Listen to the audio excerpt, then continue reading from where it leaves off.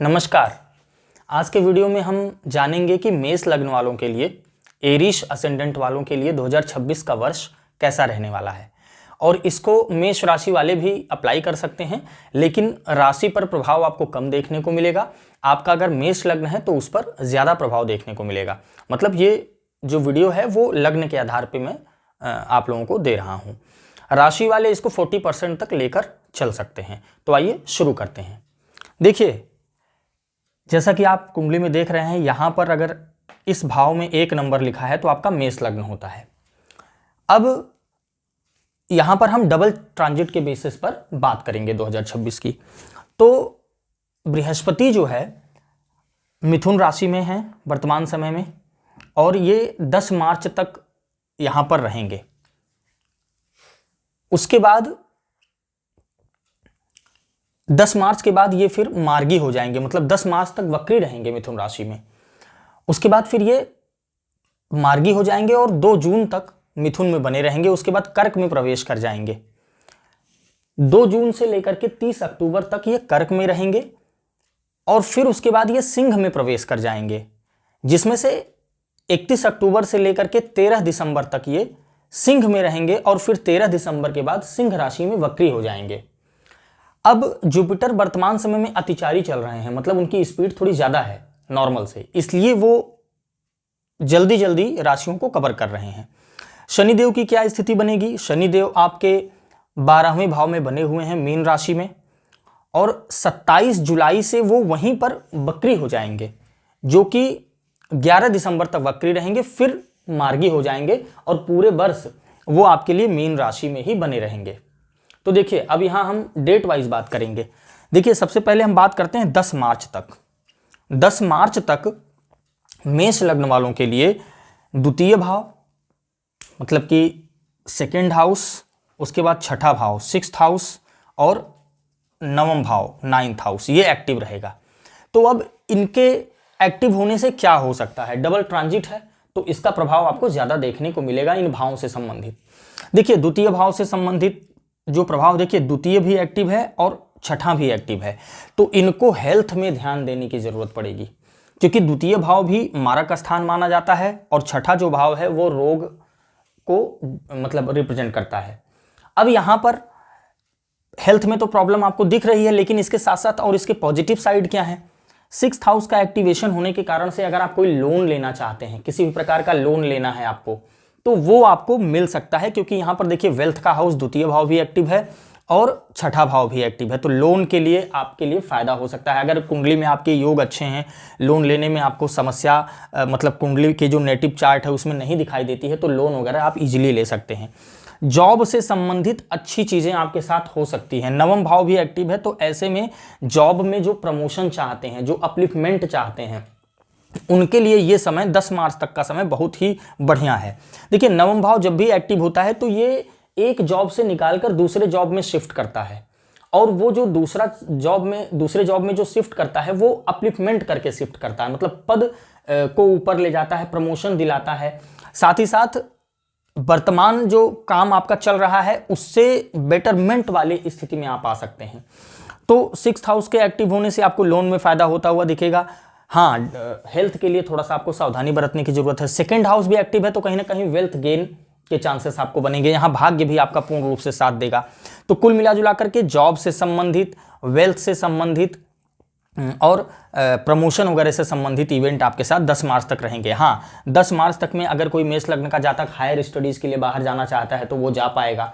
आपका कोई paper work जो कि डॉक्यूमेंट है, वीजा वगैरह से संबंधित, पीआर से संबंधित, उसके फाइनल होने के पूरे चांसेस बनते हैं, क्योंकि 9th हाउस उसको डिनोट करता है। और अगर कोई तीर्थ यात्रा पे आप जाना चाहते हैं तो बड़े आराम से आप जा पाएंगे। तो इस तरह से आपका 10 मार्च तक का टाइम पीरियड रहेगा। हाँ, यहां पर एक चीज ध्यान देना है, माता के जो है माता से 6th हाउस एक्टिव चल रहा है, तो इसका मतलब माता के हेल्थ में थोड़ी प्रॉब्लम रहेगी। माता से 3rd हाउस भी एक्टिव चल रहा है, तो माता के 3rd हाउस एक्टिव होने से 6th हाउस एक्टिव होने से हेल्थ में थोड़ी परेशानी माता को रह सकती है, और साथ ही साथ उनको किसी भी काम में बहुत ज़्यादा एफर्ट लगाना पड़ सकता है। कई बार एक ही काम को करने से तब जाकर के उनका काम बनेगा, और वर्तमान समय में उनके लिए थोड़ा सा मेंटल स्ट्रेस वाला समय है। मानसिक स्थिति उनकी थोड़ी सी डिस्टर्ब हो सकती है, डिस्टर्ब इन द सेंस कि वो परेशान हो सकती हैं मेंटली, तो माता के हेल्थ का विशेष ध्यान रखना है। तो और यहाँ पर देखिए पिता का भाव एक्टिव है और 2nd हाउस एक्टिव है, तो पिता से वेल्थ मिलने के चांस भी आपको बनते हैं, पिता से वेल्थ आपको मिल सकता है। अब आगे चलेंगे, देखिए 10 मार्च से 2 जून तक का टाइम पीरियड हम डिस्कस करते हैं, तो फिर इसमें 9th हाउस एक्टिव है। अब यहाँ पर भाग्य आपका पूर्ण रूप से साथ देगा। जो इसके पहले आपके साथ जॉब से रिलेटेड अच्छी घटनाएं हुई हैं, वेल्थ से रिलेटेड अच्छी घटनाएं हुई हैं, लोन वगैरह के लिए आप अप्लाई किए थे तो वो इजीली आपको मिला है, डॉक्यूमेंट, वीजा, पीआर का जो पेपर वर्क है वो अच्छे से कंप्लीट हो गया है। अब यहाँ भी वो चीज़ आपका साथ देगा। ऐसे में आप धर्म के प्रति आपका रुझान बढ़ जाएगा। कोई भी तीर्थ यात्रा अगर आप करना चाहते हैं तो तीर्थ यात्रा आप कर सकते हैं, और किसी भी तरह से धार्मिक क्षेत्र में जुड़ने से उनको फायदा होगा। जो भी लोग मेष लग्न वाले धार्मिक क्षेत्र में जुड़े हुए हैं, धर्म से संबंधित काम कर रहे हैं, पूजा पाठ, अनुष्ठान, जप, व्रत, होम, ये सब सारी चीजें कर रहे हैं, उनके लिए ये समय लाभदायक है। आपके अच्छे कनेक्शन डेवलप हो सकते हैं, दूर दराज आपको काम करने को मिल सकता है, दूर दराज में जाकर के जो है आप अपने अनुष्ठान, हवन, संस्कार आदि करा सकते हैं। ये सब सारी चीजें आपको मिल सकती हैं। और जो किसी बड़े उच्च पद पर हैं उनके लिए भी भाग साथ देगा, और कोई नया प्रोजेक्ट शुरू करना या कोई प्रोजेक्ट खत्म हुआ फिर दोबारा से उस प्रोजेक्ट में उसका एक्सपेंशन करना, इस तरह की स्थितियां आपके साथ हो सकती हैं। बिजनेसमैन के लिए भी ये समय अच्छा है। हाँ, बिजनेस वालों के लिए थोड़ा सा एफर्ट ज़्यादा लगाना पड़ेगा, लेकिन उनके लिए भी अच्छा समय है, क्योंकि देखिए सप्तम से तृतीय पड़ता है 9th हाउस, तो 7 से 3rd मतलब बिजनेस के हाउस से 3rd पड़ेगा। तो ऐसे में क्या होगा, मेहनत तो ज़्यादा करनी पड़ेगी, लेकिन उसका आउटपुट आपको अच्छा देखने को मिलेगा। अब आते हैं 2 जून से लेकर के 27 जुलाई तक का टाइम पीरियड। देखिए 2 जून से 27 जुलाई तक का जो टाइम पीरियड है उसमें आपका 12th हाउस एक्टिव है। तो ऐसे में क्या होगा, विदेश से संबंधित लाभ आपको हो सकता है। जो भी लोग मेष लग्न वाले विदेश में हैं या विदेश जाना चाहते हैं और विदेश में जो पहले से काम कर रहे हैं उनके लिए ये लाभ का सौदा हो सकता है। बहुत अच्छा टाइम पीरियड उनके लिए रहेगा। हाँ, यहाँ पर उनके थोड़े खर्चे बढ़े रहेंगे, हॉस्पिटल में बार बार जाने की ज़रूरत पड़ सकती है, क्योंकि देखिए यहाँ 6th हाउस पहले एक्टिव था आपका, 2nd हाउस भी एक्टिव था, अब 12th हाउस एक्टिव हो रहा है। खर्चे पर कंट्रोल करना होगा, इन्वेस्टमेंट पर ध्यान दीजिए। इस समय में कुछ ना कुछ इन्वेस्टमेंट, छोटा मोटा इन्वेस्टमेंट एफडी के रूप में ही करिए, लेकिन उसको करिए जरूर, क्योंकि पैसा निकलना आपके जेब से यहाँ जरूरी है, नहीं तो वो एक्सपेंस करके पैसा जरूर निकलवा देगा। तो विदेश में रहने वालों के लिए लाभ है। जो भी कोई आश्रम से जुड़ना चाहते हैं या गुरु की तलाश में हैं, उनकी तलाश इस समय पूरी होगी, वो जुड़ सकते हैं, क्योंकि अभी तक 9th हाउस भी एक्टिव था और ये अब 12th हाउस एक्टिव हो गया। तो 9th हाउस के एक्टिवेशन के दौरान गुरु की खोज जारी रहेगी। उसके बाद जब 12th हाउस एक्टिव हुआ तो आप गुरु से आपकी मुलाकात हो जाएगी। यहाँ पर मेष लग्न वाले जातकों के लिए देखिए 12th हाउस मैरिज के लिए भी महत्वपूर्ण होता है। तो अगर मैरिज फिक्स होने की बात हो रही है तो मैरिज फिक्स हो सकता है, बातचीत फाइनल हो सकती है। मैं मैरिज होने की बात नहीं कर रहा हूँ, मैरिज फिक्स होने की बात कर रहा हूँ। तो यहाँ पर आपको 2-3 चीज़ों में सावधान रहना है। अगर आप विदेश से संबंध रखते हैं तो आपके लिए अच्छा समय है, लेकिन यदि आपके लिए मतलब आपको कोई हेल्थ प्रॉब्लम है तो यहाँ पर थोड़ा सावधान होइए, बार बार हॉस्पिटल में एडमिट होने की ज़रूरत पड़ सकती है। दूसरी बात, हॉस्पिटल के चक्कर में खर्चे आपके हो सकते हैं। इन्वेस्टमेंट जरूर करिए, थोड़ा सा ही करिए, 500, 1000, 2000, 5000, 10,000, लाख, 2 लाख, जो भी आपकी हैसियत है, थोड़ा बहुत एफडी में जरूर इन्वेस्ट कर दीजिए, क्योंकि इस समय पैसा निकालना आपकी जेब से बहुत ज़्यादा जरूरी है।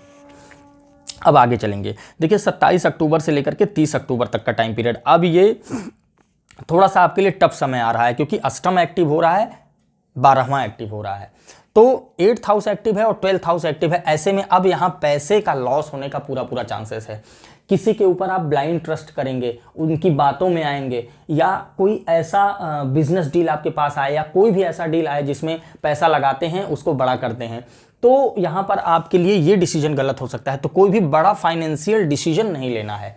हाँ, यहाँ पर एक चीज़ देख सकते हैं, अगर आप इंपोर्ट एक्सपोर्ट का बिजनेस शुरू करना चाहते हैं तो उसके बारे में रिसर्च करिए। देखिए 8th हाउस रिसर्च का है, अभी आप पैसा मत लगाइए, रिसर्च करिए। और 12th हाउस फॉरेन का है, तो इंपोर्ट एक्सपोर्ट के बारे में प्लानिंग पूरी बना लीजिए, डेप्थ में जाकर रिसर्च कर लीजिए, कैसे हमको काम स्टार्ट करना है वो सब सारी प्लानिंग कर लीजिए। अब काम शुरू कब करेंगे, तो इसके बाद जैसे ही आपका 9th हाउस एक्टिव हो जाए, कहीं से 7th हाउस एक्टिव हो जाए, 12th एक्टिव ही रहेगा, तो आप उसको शुरू कर सकते हैं। अभी आपके रिसर्च का टाइम पीरियड है।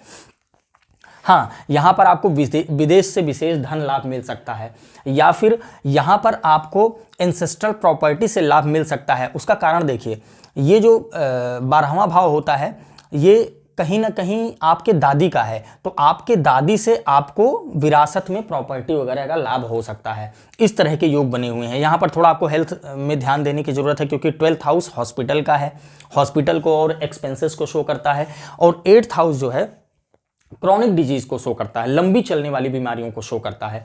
और थोड़ा सा यहाँ पर प्राणायाम, मेडिटेशन, ये सब सारी चीज़ें आपको करना जरूरी हो जाएगा। उसका कारण ये है क्योंकि 8th हाउस मेंटल स्ट्रेस देता है, एंग्जाइटी देता है, डिप्रेशन की ओर ले जा सकता है। तो इस टाइम पीरियड में आप विशेष सावधानी बरत कर चलना है। किसी भी तरह का बड़ा फाइनेंशियल डिसीजन या कोई भी बड़ा डिसीजन मत लीजिए लाइफ का। अब उसमें रिसर्च करके उसको आप प्लान कर सकते हैं। अब आगे चलेंगे। देखिए 30 अक्टूबर के बाद 13 दिसंबर तक का जो टाइम पीरियड है, उसमें आपका 159 ये भाव एक्टिव हो गए। अब ये तीनों भाव त्रिकोण के भाव हैं, ये बहुत अच्छा है। अभी तक जितने स्ट्रगल आ रहे थे, जितनी भी चीजें आपने एक्सप्लोर की हैं, उसका फ्रूटफुल रिजल्ट मिलने का समय आ गया है। यदि संतान से संबंधित कोई कार्य है तो वो आपका होगा, एजुकेशन से रिलेटेड कोई कार्य है वो होगा। अगर एजुकेशन आप हायर स्टडीज के लिए कहीं बाहर जाना चाहते हैं तो वो आपका पूरा होगा। धर्म में आपकी विशेष रुचि हो जाएगी। फ्यूचर प्लानिंग आपका बहुत अच्छा फ्रूटफुल होगा। यहाँ पर आप फ्यूचर प्लानिंग कर सकते हैं। दूसरी बात क्या है, 9th हाउस एक्टिव है, 5th हाउस भी एक्टिव है, तो तीर्थ यात्रा निश्चित रूप से इस टाइम पे आप कर सकते हैं। अगर कोई तीर्थ यात्रा का प्लान कर रहे हैं तो ये टाइम पीरियड बहुत अच्छा है आपके लिए, और आप सेल्फ पर फोकस्ड हो जाएंगे। कहीं ना कहीं खुद के बारे में जानना, खुद के बारे में समझना, अपने हेल्थ पर ध्यान देना, इन सब चीज़ों में आप इन्वॉल्व रहेंगे। अब 13 दिसंबर के बाद भी आपका 9th हाउस एक्टिव रहेगा और 12th हाउस एक्टिव रहेगा। अब यहाँ पर देखिए, जैसा मैंने अभी पहले बताया था, जब 8th और 12th एक्टिव था तो इंपोर्ट एक्सपोर्ट वाले या फॉरेन से कनेक्ट होकर के काम करने के लिए, आप रिसर्च करने के लिए मैंने बोला था उस टाइम पे, तो वो टाइम था प्रोजेक्ट बनाने का, रिसर्च करने का, प्लानिंग करने का। अब ये टाइम जब 9th से और 12th एक्टिव हो गया तो आप अब उसमें एंटर कर सकते हैं, आप उस काम को शुरू कर सकते हैं। क्योंकि देखिए 7th से 3rd एक्टिव हो गया, मतलब कि इनिशिएटिव, शुरुआत करने का हाउस एक्टिव हो गया। किस चीज की शुरुआत? बिजनेस की शुरुआत करने का हाउस एक्टिव हो गया। और 12th हाउस एक्टिव है, तो 12th हाउस जब एक्टिव है तो ये फॉरेन को दिखाता है, फॉरेन कंट्री, अपने कम्युनिटी कल्चर से अलग दूरी, अलग जो है क्षेत्र को दिखाता है। तो अगर आप मल्टी स्टेट लेवल पर काम करना चाह रहे थे, फॉरेन से जुड़कर काम करना चाह रहे थे, तो अब ये टाइम है, आप काम शुरू करिए और बहुत अच्छा काम आपका जाने वाला है। यहां पर देखिए, अब मतलब 9वां भाव 12वां भाव की बात हो गई। 13 दिसंबर से आगे अब आप जाइए और अगले वर्ष भी आपके लिए फ्रूटफुल टाइम रहेगा। आपका जो 10th लॉर्ड है, मतलब कि 10वें भाव का जो स्वामी है, वो 12th में गोचर करेगा। मतलब शनिदेव देखिए 12वें भाव में गोचर कर रहे हैं। तो इतना निश्चित रूप से ध्यान रखिए कि इस साल आपके साथ कोई डिपार्टमेंटल ट्रांसफर हो सकता है, आपका स्थान परिवर्तन हो सकता है, आपके प्रोफेशन में, आपके काम में कोई ऐसा प्रोजेक्ट आपको मिल सकता है, क्योंकि 6th हाउस भी एक्टिव था आपका, 12th हाउस भी एक्टिव चल रहा है, मिल सकता है, जिसके लिए आप बाहर विदेश जा सकते हैं। तो विदेश की यात्रा के लिए ये वाला साल आपके लिए विशेष महत्वपूर्ण है। तो कुल मिला जुला करके 2026 मेष लग्न वालों के लिए थोड़ा हेल्थ पर और एक्सपेंसेस पर कंट्रोल रखेंगे, ध्यान देंगे तो अच्छा जाने वाला है, कोई दिक्कत की बात नहीं है। अब यहां पर देखिए, जब शनिदेव बकरी होंगे तो वो 11th हाउस का भी प्रभाव दिखाएंगे। तो जब बकरी होते हैं तो उस समय क्या होता है कि हमारा जो पीछे का, मतलब कोई काम ऐसा है जो पीछे छूट गया था, वो कंप्लीट होगा आपका। तो कोई ऐसी डिजायर, देखिए यहाँ पर 9वां भाव भी आपका बार बार एक्टिव हो रहा है इस साल, 2nd हाउस भी एक्टिव हो रहा है इस साल। तो कहीं ना कहीं कोई पुरानी इच्छा आपकी पूरी होगी और वो आपके लिए फ्रूटफुल होगा, वो अच्छी चीज रहेगी। हाँ, 6th एक्टिव है, कहीं ना कहीं बकरी होकर के 11th में भी प्रभाव दिखा रहे हैं, 2nd भी एक्टिव हो रहा है, तो ऐसे में हेल्थ पर विशेष फोकस रखना है। तो इस साल आपके लिए हेल्थ फोकस करने वाला रहेगा, बाकी और सारी चीजें आपके लिए बेनिफिशियल रहेंगी। तो इस तरह से आप अपने वर्ष को प्लान कर सकते हैं। देखिए रेमेडी के लिए क्या करना चाहिए, शनिदेव 12वें भाव में गोचर कर रहे हैं। शनिदेव किसको रिप्रेजेंट करते हैं? सर्विस को रिप्रेजेंट करते हैं। तो आप जो है किसी अपने अलग कम्युनिटी कल्चर से लोगों की सेवा इस साल करिए, उनको किसी भी रूप में, डोनेशन के रूप में सेवा करिए, कुछ भी करिए। पीले रंग के वस्तुओं का दान आपके लिए बहुत ज्यादा फायदेमंद होगा। और विष्णु सहस्त्र नाम का पाठ या फिर ओम नमो भगवते वासुदेवाय नमः, ओम नमो भगवते वासुदेवाय, नमः नहीं लगाना है क्योंकि नमो आ गया। ओम नमो भगवते वासुदेवाय, इस मंत्र का जाप करिए। और साथ ही साथ विष्णु सहस्त्रनाम मैंने बताया ही, नारायण कवच अगर कर सकते हैं तो विष्णु सहस्त्रनाम या नारायण कवच, इन दोनों में से कोई करिए। अगर नहीं कर सकते हैं तो इस मंत्र का जाप डेली 10 मिनट करिए और मेडिटेशन और प्राणायाम करिए। गरीब लोगों की सेवा, जो आपके अलग कम्युनिटी कल्चर के लोग हैं उनकी सेवा, मजदूरों की सेवा, जो रोड बनाने वाले वर्कर हैं उनकी सेवा, जो स्वीपर वगैरह आते हैं आपके सोसाइटी वगैरह में, आपके मोहल्ले में, उनकी सेवा, उनको डोनेशन दीजिए, उनको खिलाइए पिलाइए, फूड डोनेशन करिए। ये आपके लिए बहुत ही फ्रूटफुल रहेगा। तो इस तरह से मेष लग्न वाले अपने 2026 के वर्ष को प्लान करके आगे बढ़ सकते हैं। नमस्ते आप सभी को।